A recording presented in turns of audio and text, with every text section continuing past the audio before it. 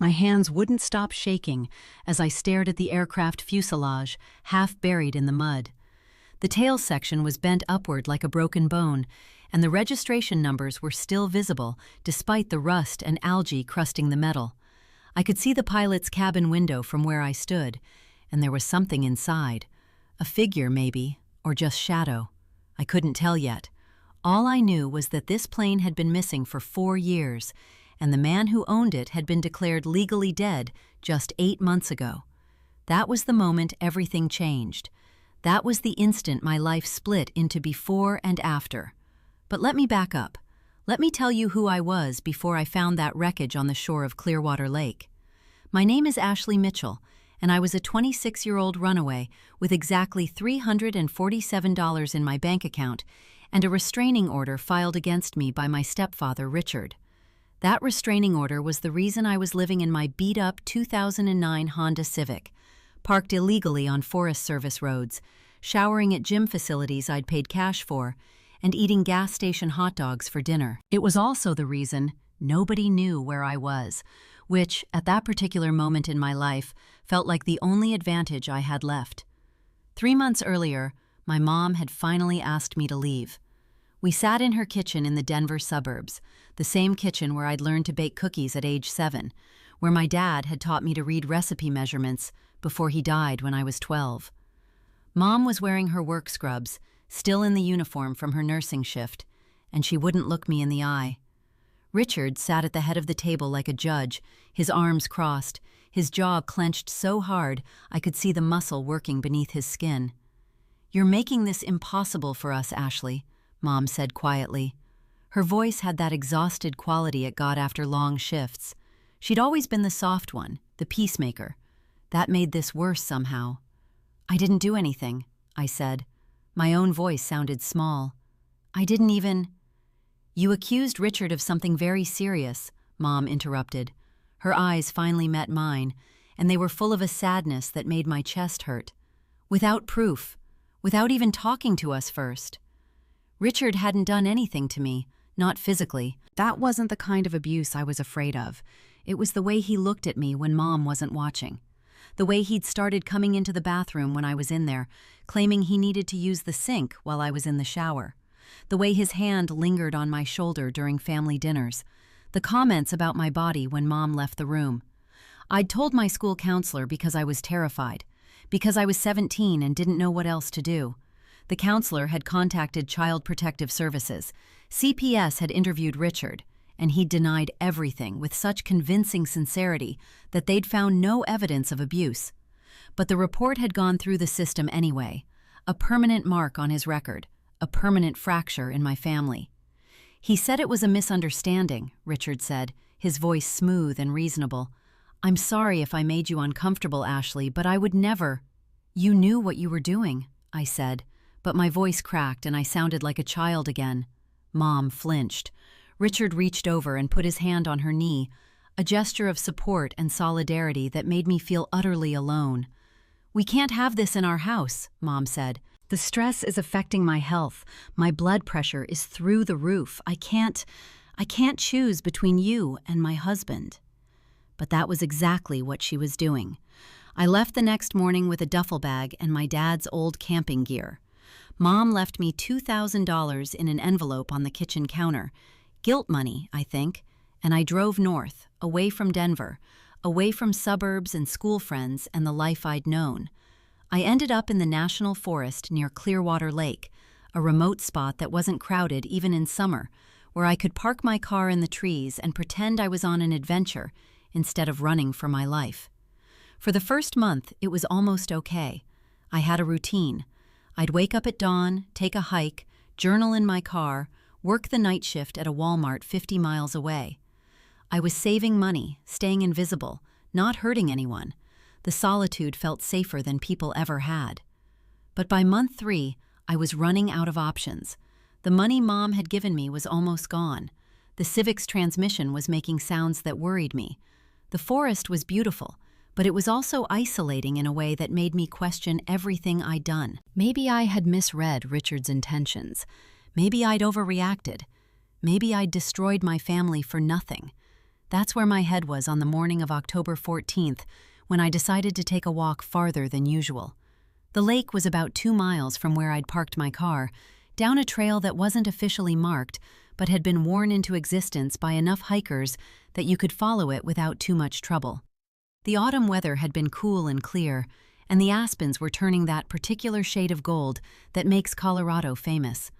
I had my phone in my backpack, dead, but I carried it anyway out of habit, and a half-empty bottle of water that I'd been refilling from the stream. The shore of the lake was rocky and overgrown, not the kind of place that attracted tourists.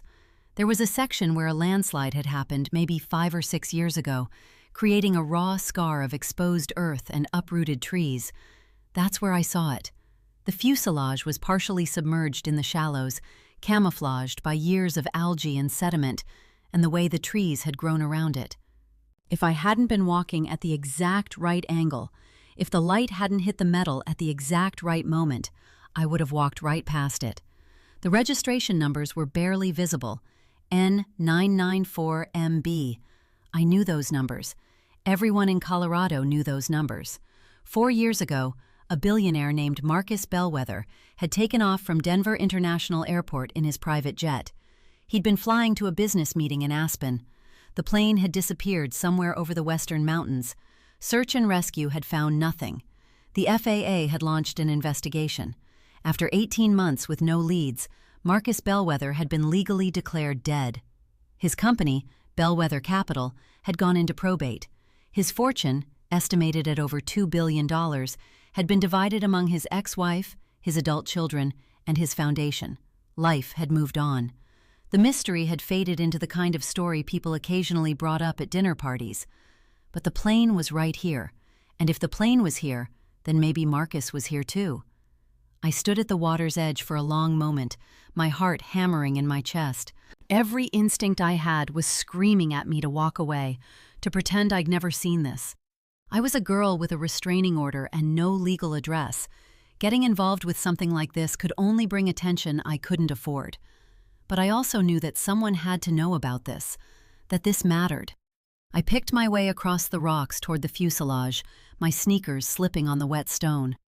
Up close, the damage was more apparent. The nose of the plane was crushed, the windscreen shattered into a spiderweb of cracks. The tail section had been sheared off completely. It must be somewhere deeper in the lake. This wasn't a hard landing. This was a crash. I reached the cabin door. It was sealed shut, corroded by years of exposure to water and weather. I pulled at it, but it wouldn't budge. That's when I noticed the side window, the one near the cockpit, the one I'd seen from the shore. The glass was cracked but intact, and through it I could see something that made all the breath leave my body. Someone was sitting in the pilot's seat. Their head was tilted back, mouth open. Their skin had the gray, waxy appearance of something that had been underwater for a very long time. But they were still there. They were still in the plane. I stumbled backward, nearly losing my footing on the rocks. My mind was racing, trying to process what I was seeing. This was a crime scene. This was a mystery that had consumed news cycles and insurance companies and grieving families. This was evidence of a death that had already been legally processed and mourned, and I was the only person who knew it was here. I pulled out my phone by pure muscle memory before remembering it was dead. I didn't have a signal anyway. I was too far out in the wilderness, in a dead zone between cell towers. No one would even know I was here. No one would believe me if I told them. I took one more look at the figure in the cockpit, at the man who, if this was really Marcus Bellwether, had been dead for 4 years while the world thought he was dead for only 8 months. I thought about his children, who would be grieving all over again. I thought about his ex-wife, who'd probably already spent the inheritance. I thought about the insurance companies and the legal settlements and the closure that his family had finally found. And then I turned around and started walking back toward my car because I needed to think about what the hell I was going to do with this information. That's when I heard the sound of an engine in the distance, coming from the direction of the forest road. It was early afternoon on a Thursday. There shouldn't be anyone out here. I walked faster. I walked faster, my sneakers crunching on the gravel road. The engine sound grew louder, definitely coming from the Forest Service road where I'd parked my car. My heart was hammering against my ribs. It was too much of a coincidence. Someone was out here looking for something, or someone. I ducked off the trail into the dense tree cover, moving parallel to the road but staying out of sight. Through the branches, I could see a black SUV pulling up to where my Civic was parked. 2 men got out. One of them had a rifle slung casually over his shoulder. The other was holding binoculars and what looked like a handheld GPS device. I stopped breathing. They weren't forest rangers. Rangers didn't move like that, didn't have that particular combination of purpose and caution that screamed private security. One of them pointed toward the trail that led down to the lake. They started walking in that direction, without even checking my car. That's when I realized they already knew about the plane. They'd been looking for it, and they definitely didn't want anyone else to find it first. I stayed in the trees, moving deeper into the forest, putting distance between myself and them. My phone was still dead, but it didn't matter. I needed to get back to my car and get out of here. Once I was somewhere with cell service and a working phone, I could figure out what to do with the information about Marcus Bellwether. It took me 40 minutes of careful navigation to circle back to where I'd left the Civic. The 2 men were gone. They must be down at the lake by now, examining the wreckage. I climbed into my car, locked the doors, and started the engine. My hands were shaking so badly I could barely grip the steering wheel. I drove back toward civilization, my mind racing through possibilities. The men with the rifle were either hired by someone who didn't want the plane to be found, or they were already working on a cover-up. Either way, they represented a level of threat that went beyond anything I was equipped to handle on my own. By the time I reached the small town of Silverton, a place with maybe 300 permanent residents and a single gas station, my phone had enough battery to power on.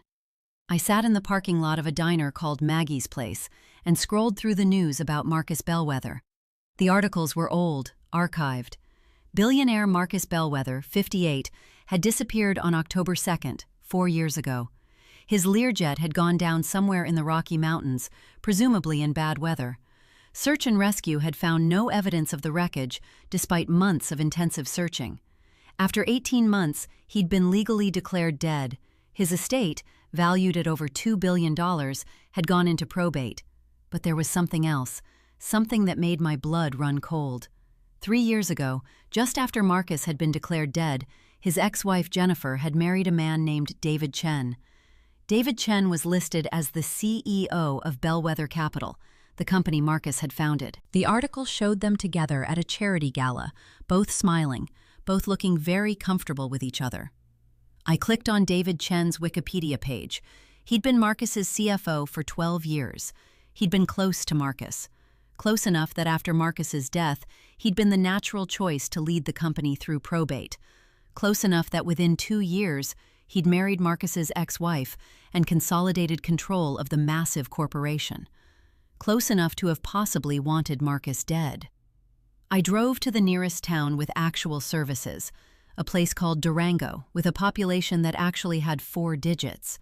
I found a FedEx office that had public computers and internet. For $3, I could sit in their lobby and use their Wi-Fi. I spent 4 hours researching. David Chen's rise to power at Bellwether Capital had been meteoric. He'd restructured the company, laid off thousands of employees, and sold off assets.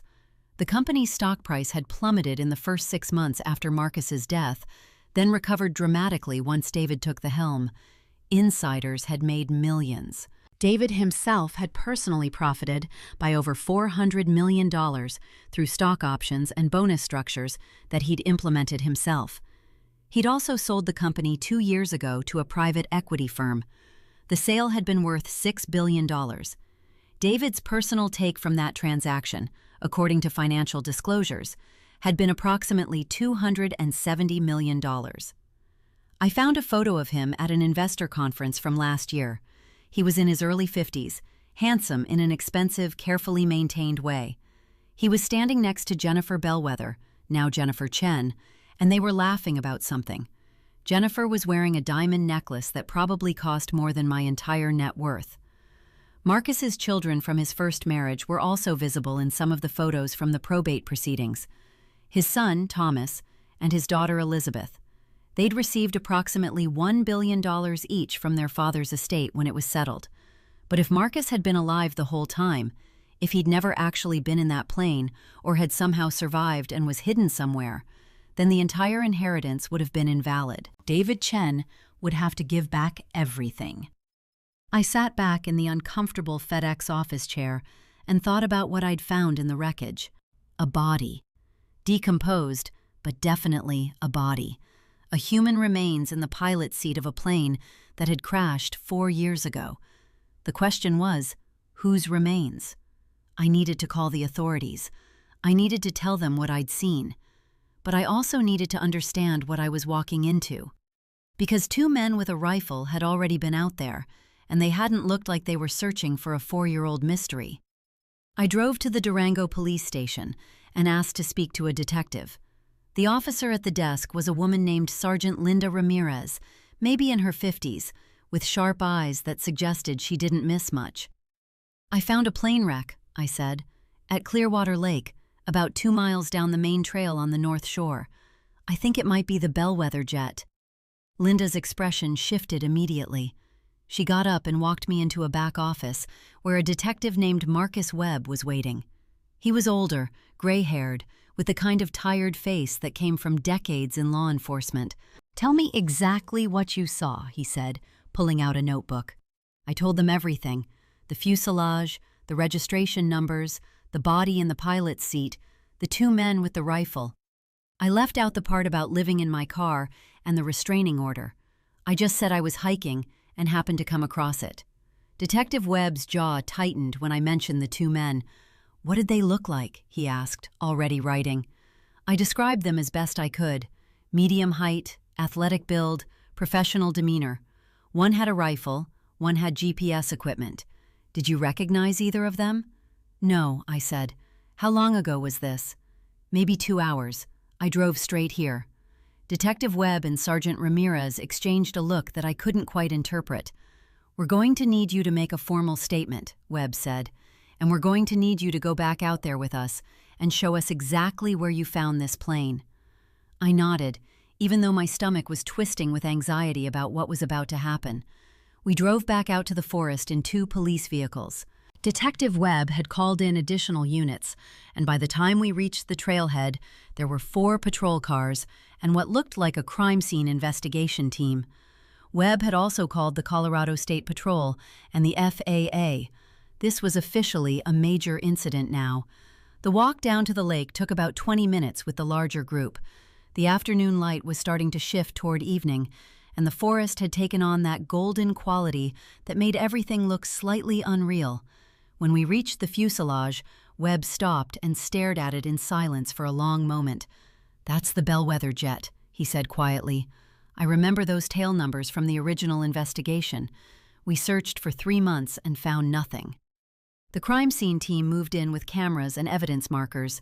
One of them photographed the body through the window before they forced open the cabin door. The smell that came out was indescribable, years of decomposition in an enclosed space.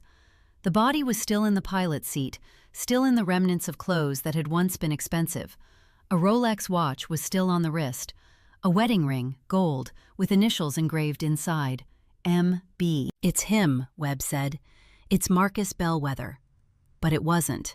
The forensic team took samples, but they were already making phone calls.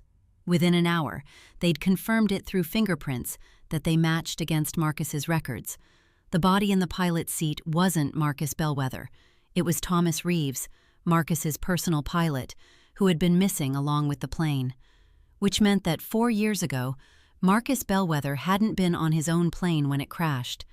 Which meant that Marcus had arranged for the crash to happen with someone else piloting it. Which meant that Marcus had either been killed by someone else or he was alive. Detective Webb's face went very still when he processed this. He stepped away and made a phone call. I heard him request additional units, the FBI, and someone named Special Agent Richardson. Over the next 3 hours, as darkness fell and the investigation expanded, a picture started to emerge from the forensic evidence and the interviews that Webb conducted. The plane had been sabotaged. The fuel line had been deliberately cut, positioned so that it would fail catastrophically during takeoff. Thomas Reeves had been drugged. Traces of sedatives were found in his system. He wouldn't have been conscious when the plane went down. Marcus Bellwether had faked his own death, using his pilot as the body in the wreck. He'd disappeared with $10 million in untraceable assets that he'd liquidated in the weeks before the crash. He'd left behind a wife, 2 adult children, and a company that was ripe for takeover by someone with inside knowledge. Someone like his CFO, David Chen. The federal investigation moved fast once it got rolling. By the next morning, the FBI had frozen David Chen's assets and issued a warrant for his arrest. Jennifer Chen, Marcus's ex-wife, was being questioned about her knowledge of and potential involvement in the conspiracy. Thomas Bellwether and Elizabeth Bellwether, Marcus's children, were being interviewed about whether they'd known their father was alive. But there was a problem. Marcus Bellwether had disappeared again. With the plane found and the truth about the crash coming out, Marcus's survival became obvious. The FBI started searching for him. Within 48 hours, they found him. Or rather, they found his body. He was in a cabin in the San Juan Mountains, about 60 miles from where the plane had crashed. He'd been dead for approximately 72 hours. The cause was an apparent overdose of prescription painkillers, washed down with a bottle of expensive scotch. There was a note on the table beside him, written in his own handwriting. "I'm sorry. I can't face what I've done." Detective Webb was the one who told me about the note. He came to find me at a motel in Durango, where the police had put me up while the investigation continued. He looked exhausted. "We found him," he said. "Marcus Bellwether. He killed himself 3 days ago, probably right around the time you were finding the plane." I sat down on the motel bed. "He killed his own pilot?" "It looks that way," Webb said. "Thomas Reeves probably knew about the plan to fake the death. Maybe he was supposed to survive the crash. Maybe he wasn't. Either way, Marcus didn't want to leave any loose ends. We think he drugged Reeves, put him in the pilot's seat, and sabotaged the plane to make sure it would crash hard enough that the body would be unidentifiable." "But why?" I asked. "Why would he do that?" "Money," Webb said simply. Marcus was in financial trouble. The company was failing. His personal investments had taken massive hits in the 2008 recession. He was facing personal bankruptcy and criminal charges for fraud related to some of his investment schemes. His marriage was falling apart.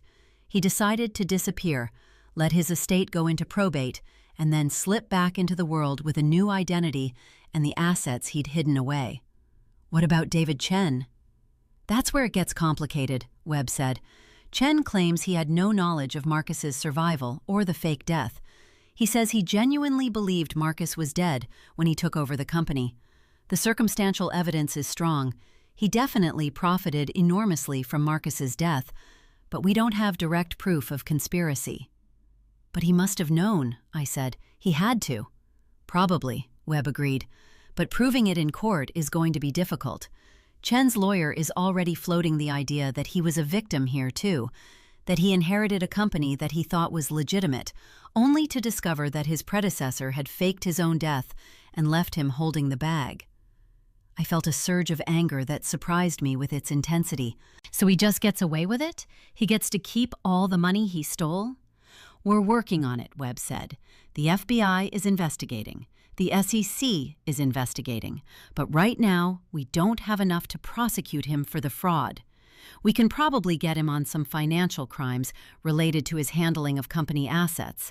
But the big stuff, the conspiracy to commit insurance fraud, the wire fraud, the whole scheme, that's going to be harder to prove." He paused, then said, "You did a good thing, finding that plane. You started a chain of events that's going to help a lot of people understand what really happened. Thomas Reeves's family is going to get closure. Marcus's children are going to get answers. You should be proud of that." But I wasn't proud. I was frustrated and angry and disgusted by how much money and power seemed to insulate people from consequences. The case dragged on through the fall and winter. The FBI continued investigating. David Chen retained a team of high-powered lawyers. Jennifer Chen filed for divorce and hired her own team of lawyers. The Bellwether children engaged in bitter disputes with the probate court over the validity of the original inheritance. And then, in January, something unexpected happened. Thomas Bellwether, Marcus's son, came forward with evidence. He had emails from his father, sent to an encrypted account that Thomas had been given years before the fake death. In those emails, Marcus had laid out the entire plan. He'd explained what he was going to do, why he was doing it, and who was going to help him. David Chen's name appeared in those emails, not as a co-conspirator, but as someone Marcus trusted completely, someone Marcus had told about the plan in advance. The emails also contained something else, a detailed confession from Marcus about the fraud schemes that had made him his billions in the first place. Hundreds of millions of dollars in investor money that had been misappropriated, hidden in offshore accounts, and redirected to Marcus's personal use. The scheme had been operating for over 2 decades. David Chen had known about those schemes. He'd been Marcus's CFO, his right hand, for 12 years. He'd signed off on documents, approved transactions, and actively participated in the fraud. With that evidence, the case against David Chen finally came together. In February, he was arrested and charged with wire fraud, money laundering, conspiracy, and securities fraud. His bail was set at $50 million. He was convicted 6 months later. He was sentenced to 15 years in federal prison. Jennifer Chen, who had actually had nothing to do with any of the fraud, walked away with a settlement from the company's new owners. She received approximately $150 million, enough to live very comfortably for the rest of her life, even if it was technically blood money. The Bellwether children received an additional settlement as well, restoring most of what they would have inherited if their father hadn't tried to fake his death and steal from investors. And me? I received a reward. It was in the terms of Marcus's original will, $500,000 to anyone who provided information that led to the discovery of the wreckage and the solution of his disappearance. I sat in a lawyer's office in Denver and stared at the check. $500,000, more money than I'd ever dreamed of, enough to change everything about my life. Detective Webb had helped me through the process. He'd become something like a friend over the months of investigation. He was the one who picked me up from the lawyer's office. "What are you going to do?" he asked as we drove. I thought about my mom. I thought about the restraining order. I thought about the fact that I still didn't have a permanent address, still didn't have a life that looked like anything I wanted it to look like. "I'm going to get an apartment," I said, "a real one, with a lease and furniture. I'm going to go back to school. I'm going to build a life that doesn't involve running away from people who hurt me." "That sounds good," Webb said. "I'm also going to hire a lawyer," I added. "A good one. I want to get the restraining order against me removed. I want to go home and face whatever needs to be faced. I want to tell my mother the truth about what happened, and I want her to finally believe me." Webb nodded. He understood. 2 months later, I was sitting in a coffee shop in Denver, across from my mother. She looked smaller than I remembered, older. Life had worn on her in the 1.5 years that I'd been gone. "I'm sorry," she said, and she was crying.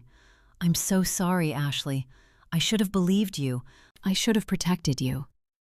"I know," I said. I wasn't angry anymore. Anger had been replaced by something more complicated, a mixture of grief and understanding, and the difficult work of forgiveness. Richard had left her. It turned out he'd had problems long before me. There had been other accusations, other girls, other families who'd reported his behavior. My accusation had been the first domino. The others had followed once they knew they weren't alone. Mom had gotten a divorce attorney. She'd gotten the house in the settlement. She was rebuilding her life, slowly. We didn't fix everything in that coffee shop. Trauma doesn't work that way. But we started. We started the process of becoming a family again. I moved into an apartment near the University of Colorado. I enrolled in classes. I worked part-time at a bookstore and spent my free time reading and thinking and slowly learning how to be a person who wasn't running anymore. The case against David Chen had made national news. My name had been in the articles, carefully protected at first because I'd been a minor during the investigation, but eventually public. I'd become known as the girl who found the billionaire. People wanted to interview me, to tell my story, to make movies and podcasts, and all the other ways that tragedy gets commodified in America. I said no to most of it. But I did give one long-form interview to a journalist named Sarah Chen, no relation to David, who was writing a book about the case. In that interview, I talked about what it had felt like to discover the plane. I talked about the fear and the confusion. I talked about how finding evidence of a crime had somehow helped me find evidence of my own strength. "You could have walked away," Sarah said during the interview. "You could have pretended you never saw the plane." I thought about it, I admitted. I really did. I was in a vulnerable position, and getting involved with something like that could have made things worse for me. But in the end, I couldn't not do it. I couldn't pretend I hadn't seen it, because that would have meant letting people get away with hurting other people, and I'd already spent enough time letting that happen in my own life. The book came out 2 years after the plane was found. It was a bestseller. It got optioned for a Netflix series. My life became a story that millions of people knew, even though they didn't know me. But that was okay. The story had a point. It wasn't just about a billionaire's fraud or a pilot's tragic death, or the investigation that unraveled a conspiracy. It was about a girl who was broken and running, and who found the courage to stop running and stand up for what was true, even when it was terrifying. That girl became me, and she became someone I could finally be proud of.